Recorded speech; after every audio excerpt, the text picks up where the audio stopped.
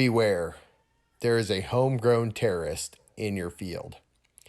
Good morning, everyone. This is Matt Long with your Easy Agronomy voice memo for Tuesday, September 24th. Today, I'm going to visit about stalk rot and how and when it affects your corn and what you can do about it in the future. But first of all, I want to say thank you to each one of you who took the opportunity to give us your feedback in our Easy Agronomy Communications Survey. We've been communicating in one way or another since early May on a weekly basis, and we'll be taking the information you shared with us into consideration as we try to improve both our messaging and the delivery to you in the future. Now back to the issue of homegrown terrorists, stalk rot.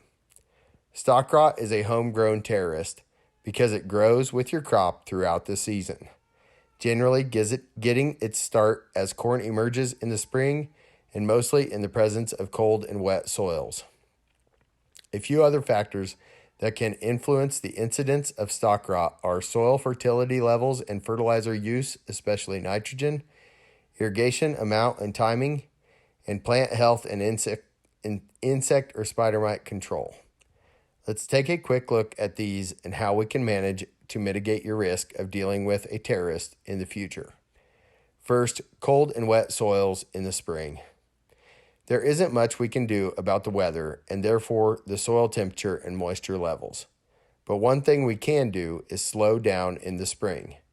Planting date has little if any effect on final crop yield, and therefore we should manage our planting schedule more based on the condition of the soil than the date on the calendar. Next, soil fertility, fertilizer use, and timing. As a general rule, nitrogen to corn is like penicillin to humans. Many diseases of the plant can be reduced or avoided by the use of adequate nitrogen rates. Having enough nitrogen available to the plant to produce a healthy plant, fill the ear, keep a solid stock for harvestability is important. Any loss of nitrogen due to wet and cold soils should be taken into consideration, and adjustments should be made in order to reduce the incidence of nitrogen deficiency and stalk rot. The third thing to consider is irrigation amount and timing. Irrigation can be tricky business. Irrigating too much too early can promote plant growth and reduce root growth.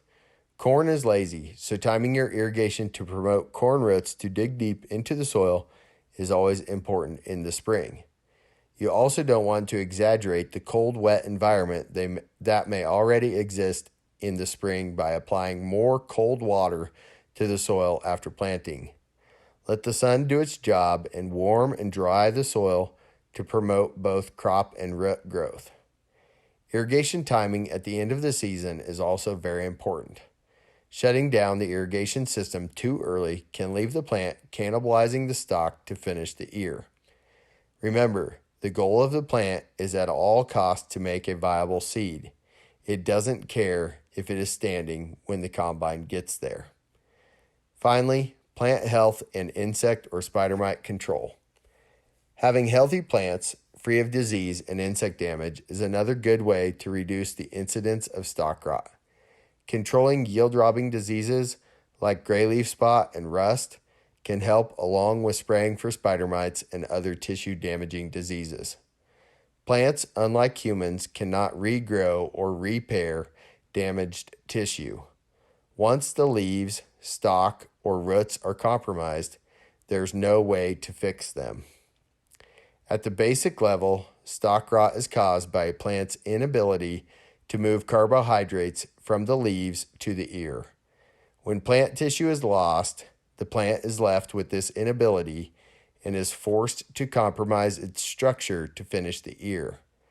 This inability can be due to many factors such as fertility management, irrigation management, crop health, and insect or spider mite control. It almost always is exaggerated when the growing season starts with cold, wet soils in the spring and ends with hot, dry winds in the fall. The most important thing you can do to reduce the risk of stalk rot is to grow a robust stalk and root system and manage them properly to fill the ear and improve harvestability. And generally, you'll be harvesting higher yields along the way. That's all for today. I'm Matt Long, helping you farm differently.